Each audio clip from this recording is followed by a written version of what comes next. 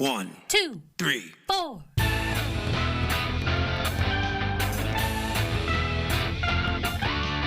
Monster movie. Fun time, go! Monster movie. Fun time, go. Monster. Movie. Fun time. Go! Monster movie. Fun time, go. With Precious D and Honeybee. Fun time, go! Greetings, friends and neighbors. Welcome to the show. I am Precious D, and with me, as always, is my imaginary friend, Honeybee. Say hello to the folks, Honeybee. Hello to the folks, Honeybee. Today on Monster Movie Fun Time Go, we are looking at the 1965 movie Invasion of Astro Monster, also known as Godzilla vs. Monster Zero. The original Japanese title is Kaiju Daisenso, the Giant Monster War. Also known as, we've already seen this movie, pretty much, kind of. Yes. Yeah. Now, Kaiju Daisenso, I believe that would actually be the Giant War of, not the Giant Monster War, the Monster Giant War. It's the war that's giant. Kaiju technically means monster, or strange beast, which is translated as monster. Daikaiju is giant monster. Oh, I believe that Daisenso would mean giant war. That is the extent of my Japanese knowledge after over 160 days of Duolingo practice. Nice plug. Duolingo, if you want to sponsor us. I think I have a 169-day streak, but that averages about 5 minutes a day. As I said, 1965. It is in color. 96 minutes in the Japanese version, 92 minutes in the American version. Directed by Ishiro Honda. Music by Akira Ifukube. This is another Toho and UPA co-production with Henry G. Saperstein Productions sticking their oar in. The budget is 132 million yen. The box office is $4.2 million. I don't know why. What? I don't have the figures in both figures in the same currency. So I believe the exchange rate is pretty high. I believe it's more yen to the dollar. So I don't think it lost money. But I'm not going to bother looking up what the conversion rate is. And of course that would be in 1965 dollars and yen. The featured monsters are Godzilla, Rodan, and King Ghidorah. Where the fuck is Mothra? She had a previous commitment. Excuse me. Hello. What is happening here? We've seen all of these monsters before. I guess I didn't know anything going into this. Like, I went in completely blind. So I was really like, oh, wow, there are no new monsters in this. And it was kind of like the movie that we had already seen had sex with the Mysterians and left Mothra out. Yes. There is a bit of Mysterians stuff going on.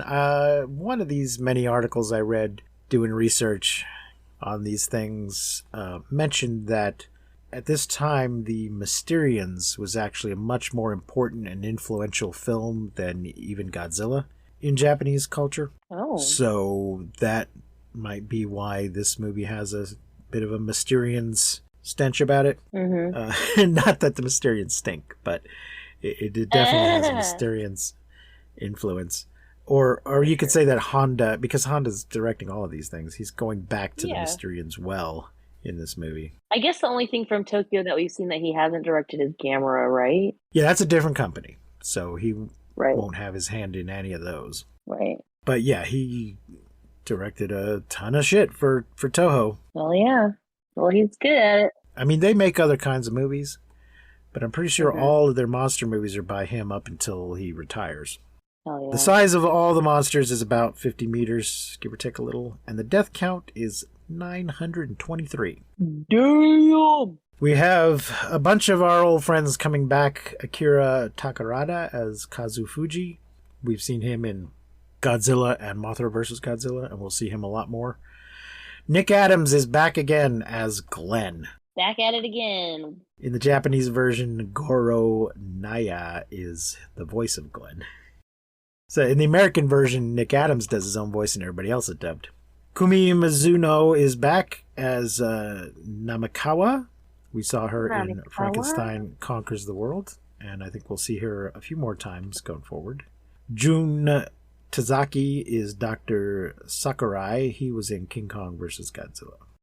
There's a bunch more people, but I don't think any of them are ones we've seen before, except for Haru Nakajima as Godzilla, Masaki Shinohara as Rodan, and Soichi Hirose as King Ghidorah. And I believe all of them have played those parts before, and we'll play them a few more times. Well, Nakajima plays Godzilla in, 12 movies, I think we said before? Nice. So, Honeybee, you sound like you didn't quite like this one as much because you just felt like you'd seen it before. I did like it. I was just surprised because I guess I just thought there was going to be. I didn't know any. I just went in completely blind, so I had no idea that it was going to be Ghidorah. Like as soon as because Ghidorah is the first monster that we see, I was like, oh shit, okay. And then I was like, wait a second. I was like, hold on a second. Then they're like Godzilla and Rodan. I'm like, wait, there's no new monsters in this. So I was kind of like, well, that's a bummer. But I thought the movie was good. I just, I just was like seeing it. The title "Invasion of Astro Monster" that doesn't tell you anything really. Yeah, exactly. Yeah, I did like the Planet X people. I did like the movie. I was just like, oh, okay. I guess it's just not what I was expecting. Yeah, speaking of Planet X, there's a lot of inconsistency here about what the hell Planet X is. Because they start off saying, the guys on the rocket ship are talking about heading towards the Scorpio constellation. Mm-hmm. And so at first I'm like, oh, they say they've discovered this Planet X. When they're, communicating back and forth with ground control, they're like, okay, heading towards Planet X in the Scorpio constellation. I'm like, wait, what? But then they tell us that Planet X is actually not a planet. It's the 13th moon of Jupiter. Mm-hmm. So I don't think anybody writing or translating this movie has any clue of what they're talking about. of what a planet is, where things are located, where Jupiter is in relation to Earth. Well, we kind of have that same problem. Just ask Pluto. We still know where he is. We just changed his designation. Again, folks, I'm working from a summary from Wikipedia. The thing is, I used to sit there and just make notes as I was watching the movie. Yeah, I still have my notes, too. And I'm still doing some of that, but it's hard to do, especially if you're watching it in Japanese, because you can't look away from the screen to make your notes. And I would end up doing an, I think, overly detailed summary of the movie. But then these Wikipedia summaries are maybe a little under-detailed, so I think I need to do a little bit of both. But it's kind of hard sometimes. I'm a busy guy. I got a lot of shit going on. Anyway, so sometimes I'd end up watching the movie multiple times. I'd watch it once just to watch it, and then I'd watch it again to make notes. And I don't even want to talk about how many times I watched Gamera. Anyway, in the year 1960X, the summary says 1960X because it's not clear what year this is happening in. But it does seem to be partly in the 60s, but partly in the future. It's unclear. Two astronauts, Fuji and Glenn, are sent to investigate the surface of the mysterious Planet X, which is a moon, not a planet. They go to investigate Planet X. They're in a, rocket ship, the kind that lands standing straight up and you got to climb down. I think they take the same little elevator down that we saw in one of the other movies. There they encounter advanced and seemingly benevolent human-like beings called the Exilians, because apparently they know that we call it Planet X, and their leader, the Controller. The aliens usher the astronauts into their underground base, and moments later, the surface is attacked by a creature the Exilians call Monster Zero, but which the astronauts recognize as King Ghidorah, the planet-destroying monster that had attacked Earth once before. Return of the Space Turkey! And apparently he had destroyed civilization on Venus as well. So they say, we don't give things names, we give them numbers, so we call him Monster Zero. And then later they designate Godzilla as Monster 01 and Rodan as Monster 02. which Yeah. is just So like, what the actual? Yeah. So these are the first creatures you've ever, or did you start? I mean, like, why? How is this 0, 1, 0, 2, 0? I was like, sense. That was yeah. Anyways, no. I don't know if this would make any more sense in Japanese, and it's just a weird translation problem. maybe I can't say, but it makes no sense in no English. sense. I It guess it makes makes sense in Exilian. The monster eventually leaves, so he's just flying around, all three heads shooting off their golden electricity breath, just randomly blowing shit up. He eventually leaves, but the controller states that King Ghidorah has been attacking repeatedly, forcing them to live underground in constant fear. Oh, and these guys, they're doing the whole futuristic alien society thing where everybody wears the same outfit. Yeah, but at least they're not wearing capes. Now, you say that like that's a good thing. I don't mean it. I like I don't it. mean it offensively to like a Superman thing, but I just mean like in the Mysterians. Remember, they were like they wore capes, and they Yes. made everyone else wear capes. It's the opposite of you must take your shoes off if you come in. It was you must put a cape on if you Yeah, come in. yeah. Or it's like you have to dress, oh, this is a formal restaurant. You must wear a coat and tie. You must wear a cape if you come on this spaceship. Yeah, they did not have capes. They have these weird black helmet things and sort of black wraparound visor sunglass things. And Yeah, I kind think of it's like sort of a what black. was it? Cyclops? Yes. From Yeah, the like X-Men? Cyclops from the X-Men. Yeah, like kind of like those style glasses. Yeah. Yeah. Yeah. And I think it's kind of a black and gray Hmm. or black and silver. Yeah, well, they've got these kind of skull cap things with little points on them, and these really high collars, and it's all sort of faux leather, kind of what is the word I'm looking for? Leather? Sort of vinyl, like a pleather, like a naugahyde, like a vinyl kind of thing. That's hilarious. Black and gray with white highlights, and they have a little red circle on their Mhm. left side of their chest. It'd be a great thing to cosplay as if Hell one yeah. were so inclined. Anyway, let's see, where was I? The controller says this guy's been bugging us, so can we borrow the Earth monsters, Godzilla and Rodan, to act as protectors to fight it once more, in return for the cure for cancer? Yeah, and I said, hello, what about Mothra?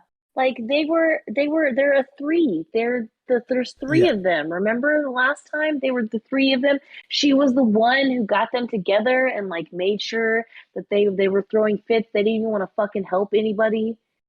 And they just Right. no Mothra. I was just like, Maybe they're just sexist. I don't know. I can't. Maybe, or maybe, yeah, maybe like you said, she was busy doing Yeah, Mothra shit. she has a previous engagement. Previous engagement. She's in her cocoon right now. She was still a larva the last time. Aw. She's was a larva last time, so maybe she's cocooning. Yeah, I feel better. There you go. Anyway, the English dub says that the formula can cure any disease, but in the Yeah. subtitles it just says cancer. But even just cancer, that'd be pretty good. Yeah. The astronauts return to Earth and deliver the message. And I don't know, I have very few notes actually written down, but one of them is Housewives Delegate. They have a big meeting to discuss whether or not they should let them borrow our monsters. Yeah, and what the hell? Since when are these like our monsters? All Right. of these, yeah, like all these movies were like, fuck these guys, we gotta kill them, get rid of them, kill them, dead. And now this movie that we're like, no, they're our monsters. Right. Well, once they saved us from Ghidorah, then now they're useful to us.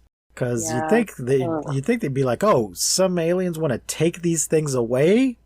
Please. Please take them away. Take my Godzilla, please. Please take my Godzilla. Anyway, when they're hearing from different delegates about, different groups giving their opinions on whether or not this is a good idea, and this one woman says, yeah, hi, I'm the housewives delegate. And I was like, what? What? Not that the housewives shouldn't have a voice. It just struck me as rather odd that they all got together and elected a specific delegate to represent them. Rather than her representing a country or a city or a province or something, she just represents housewives in general. Represent. Very weird. We did kind of see that, though, in one of the early movies. I think it was Godzilla. It might have been Godzilla Raids Again, where they were having a public meeting, and there's some women in the audience who are just like, hey. Oh, yeah, you're right. Yeah, they're like, yeah, oh, totally. You're right. They're like, they were unofficial, but they were basically, hey, we're the housewives, and we got something to say about this. Yeah. This you got to listen to the ladies. All you men up there in your suits making this decision, we got something to say about it. Mm-hmm. So apparently now they're official.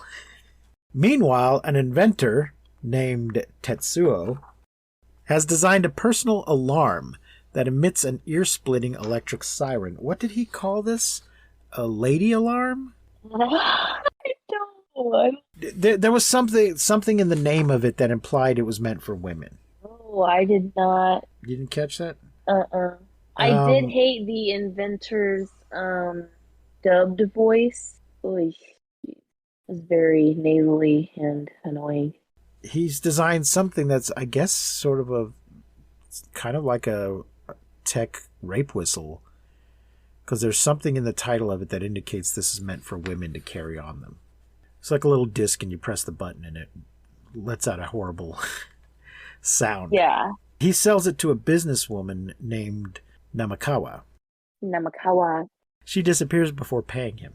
Doesn't he think that he's selling it to for toys? I think it's a company that makes toys. Yeah, that's what it is. But not to be used as a toy. The thing is, if you did have such a thing, a toy company would have the facilities to make it, probably. Okay. Even if you were intending it to be an alarm, a personal alarm, Sure. A toy company would have the infrastructure to make that. Okay. But anyway, she buys it, makes him sign a contract and everything, but she doesn't actually pay him anything. Yeah. I think the agreement is like once it goes into production, you'll get paid. Tetsuo is romantically involved with Fuji's sister, Haruno, but Fuji disapproves, finding him unworthy of Haruno.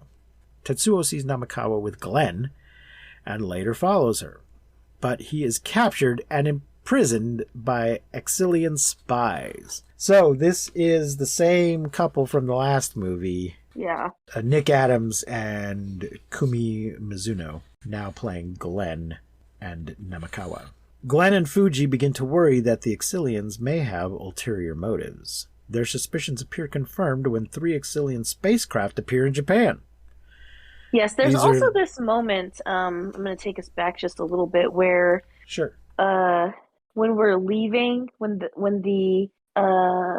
Glenn and everybody is leaving the planet to come and tell everyone, like, oh, hey, they want to borrow Godzilla and Rodan, that it kind of shows what is he called? The controller? Commander, the controller? Uh-huh. And he's like laughing like evilly. So we kind of do see that he's already kind of shit, you know? Like, yeah, we kind of have already like gathered that he's a double-crossing feint. yes.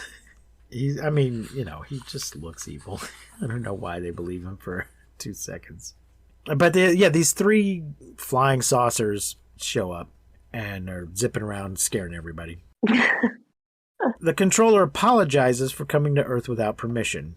The Exilians locate Godzilla and Rodan, both sleeping. They're just minding their own business, having a nap. Yeah. And use their technology to transport them to Planet X. They just sort of shoot these spheres, these bubbles around them, and lift them up into the sky and take them away. They also bring Glenn, Fuji, and the scientist Sakurai with them. After a brief confrontation, the Earth monsters succeed in driving King Ghidorah away. Glenn and Fuji sneak away during the battle and encounter 2 Exilian women, both of whom look identical to Namakawa. Exilian guards confront the astronauts and bring them back to the controller, who reprimands but does not punish them. The astronauts are given a tape with instructions for the miracle cure and sent home, leaving Godzilla and Rodan behind. Which it's so like what? They both look like Godzilla literally raises his hands like, what the fuck? Yeah. Like, where are you going? Yeah, this planet is just looks like a desolate wasteland. There's nothing for them to eat, although Godzilla may or may not just live off of radiation. This is unclear. But there's no power plants around for him to chew on. So, they just kidnapped him, took him away from their home, and then dumped him on this desolate moon. Godzilla is very jumpy too. Maybe because of the... Oh, yes. I'm sorry. We have to talk... Oh, Jesus. We have to talk about his victory dance. His victory dance. Pausa rapidinho agora para falar de dica de ouro para os papais e mamães. Depois de experimentar a nova Hug Supreme Care Fralda Roupinha, tudo ficou ainda melhor pro meu filho. É a única com canais em X que se adaptam aos movimentos, com 2 vezes proteção noturna e cintura elástica que se adapta ao corpinho do bebê, além de ser super fácil de colocar e tirar. Praticidade pura. Então guarda essa dica. Nova Hug Supreme Care Fralda Roupinha. Bebê, estamos juntos nessa, mais do que nunca. Agora curta seu podcast.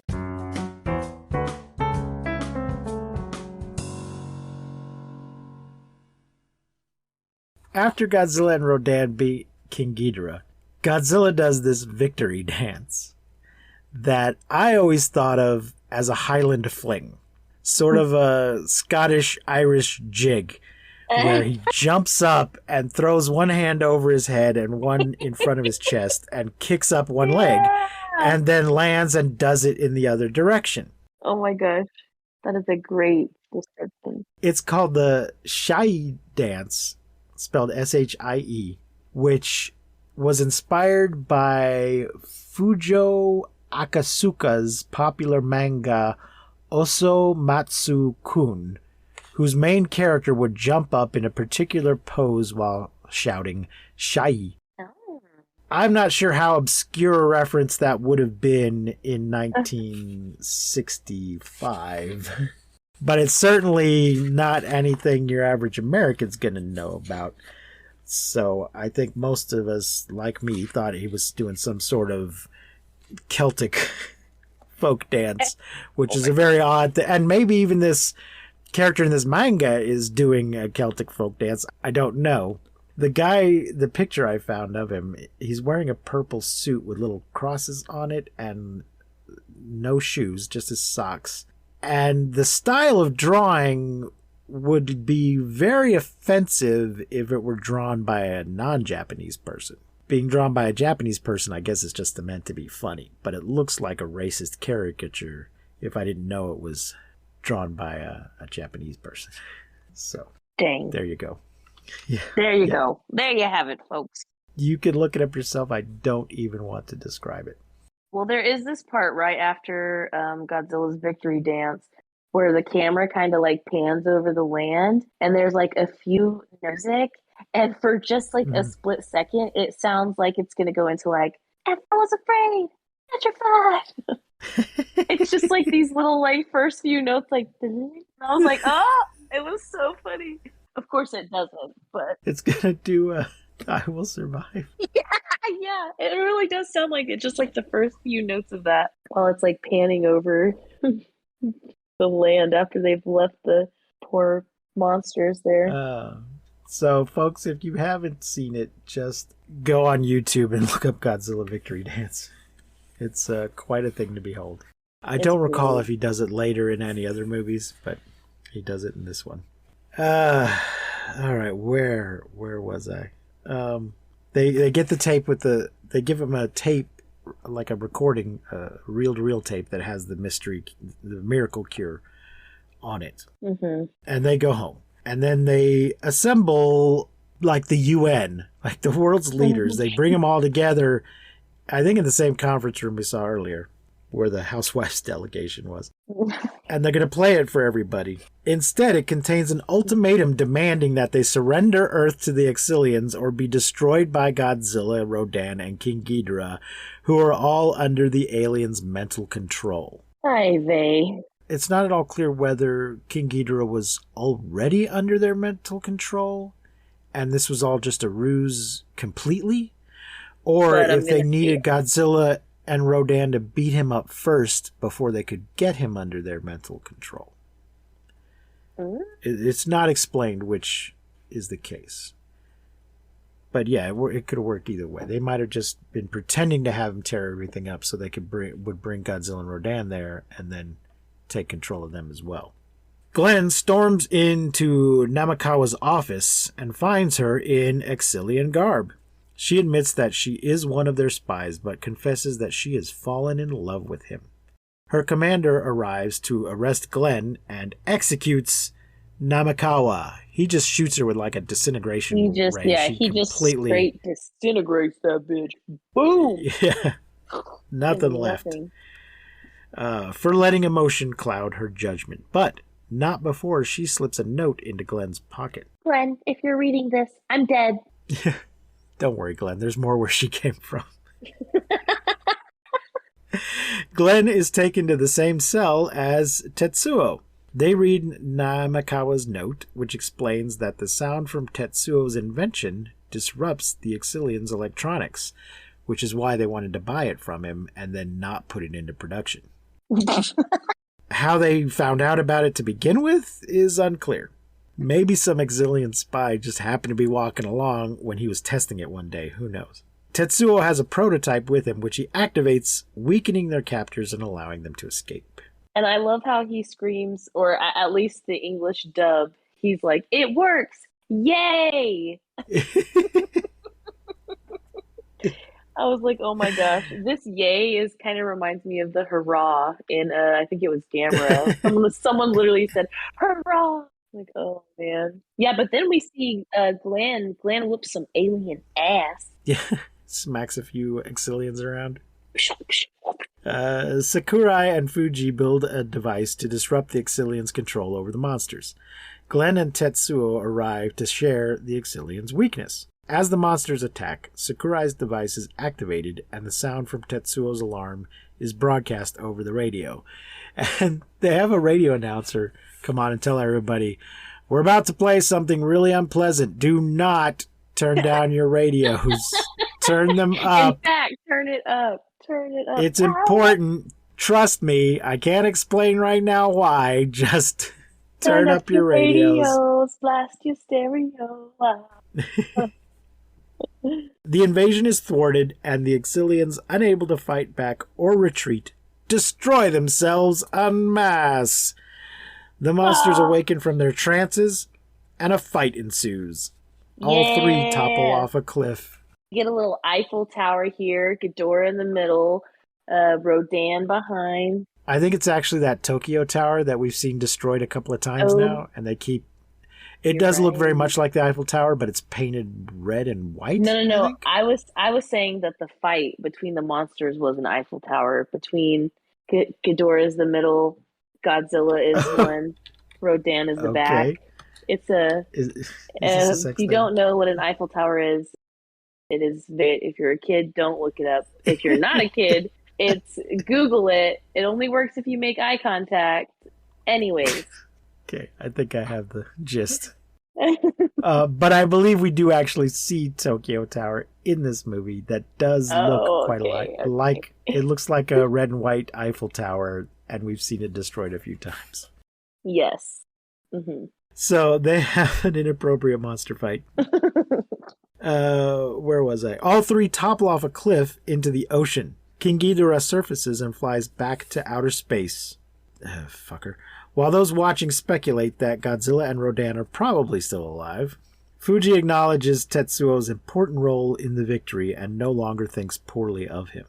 Now that you've proven yourself... I did realize also that Ghidorah's sounds are sometimes turkey, but sometimes a dolphin. Goes back and forth. Could be. I mean, that could be what they made it from. Yeah. This guy is just such a dick. You know, it's not enough that my sister loves you. You must prove yourself as a provider by helping save the Earth from alien invaders. Now I guess it's okay. He did. But he couldn't have just said in the beginning, my sister likes him. He seems like a nice guy. He's working on this crazy invention, but he's trying. It's not like he's doesn't have a job at all or anything. I don't know. I think he's just a dick about it, I mean, I know no one's ever good enough for your sister, but come on. Sakurai states that he wants to send Glenn and Fuji back to Planet X to study the planet thoroughly. The English dub says that they are to be ambassadors. The astronauts are reluctant, but make the best of the moment, happy that Earth is safe. I think they need to send like a whole brigade back to Planet X to make sure there's not some more Exilians waiting there to shoot them as soon as they get off of the rocket. I think just sending these poor two schmucks back on their own. These two schmucks. Yeah, well, okay, something else that I just like have a note about that we didn't get to talk about that I just want to say was the soundproof jail cells. The Exilians had soundproof jail cells. Uh-huh. So that their prisoners couldn't hear outside noise, but their spaceships and everything else, like that they had soundproofed because this certain noise could destroy them. Was their jail cells? Like what? Yes. They should have soundproofed their spaceships. Everything. Yeah, but no, just their prisoners. They were like, well, the sound destroys us, so we better soundproof our prisons. That doesn't make any sense. If these ships are good enough for interplanetary travel, they should be fairly insulated to begin with. That's all I'm saying. So unless they just happen to have their own radio frequencies open, they shouldn't have been able to hear that sound probably. Yeah. So I was like, oh, fart noise. But yeah, I mean, I was glad to see Chicken Boy, Space Turkey, and Godzilla. But sad that Mothra was not here. I was a little offended that Mothra was not in this film. Just like because I was like, how can you? They're like the three of them. They're fighting for the world together. You remember that? Is it just me? Am I the only one upset?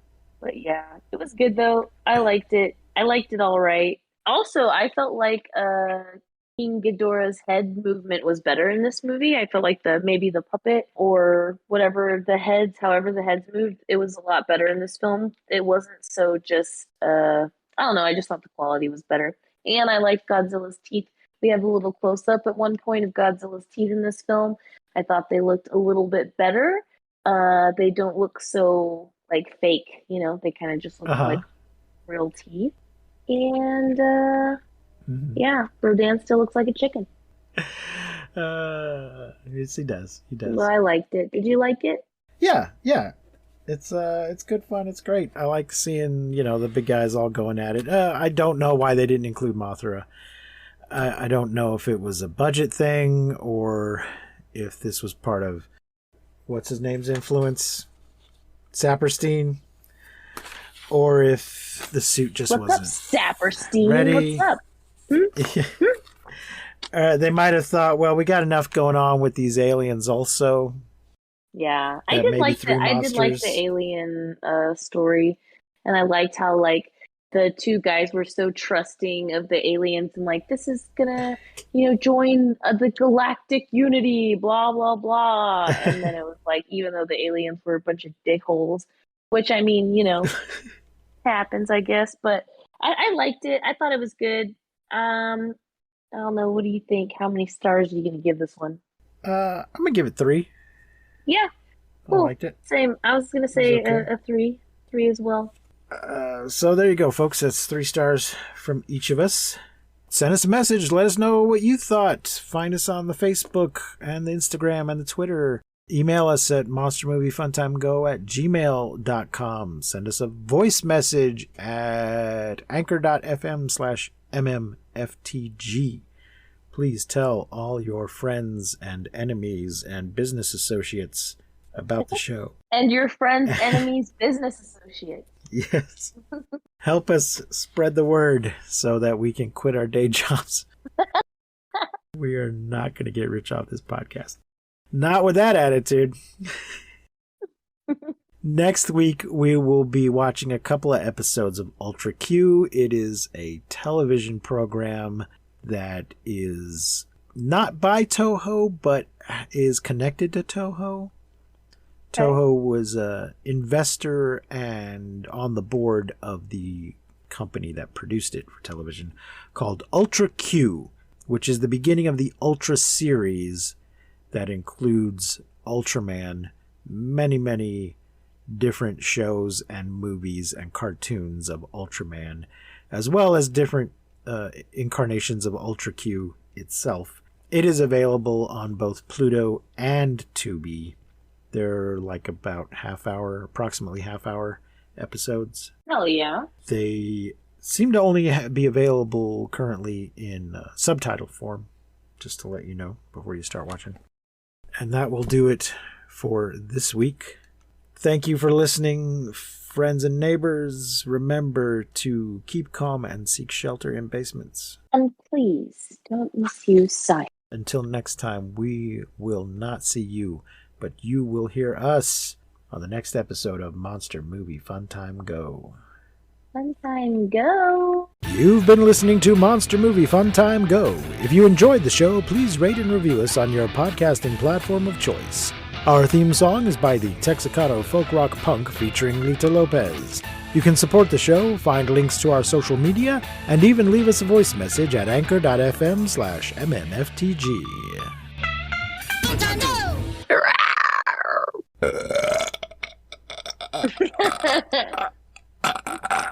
Oh my gosh. Wow. Dang. That was good. You should leave that in there. That should be from the new Monster Roar.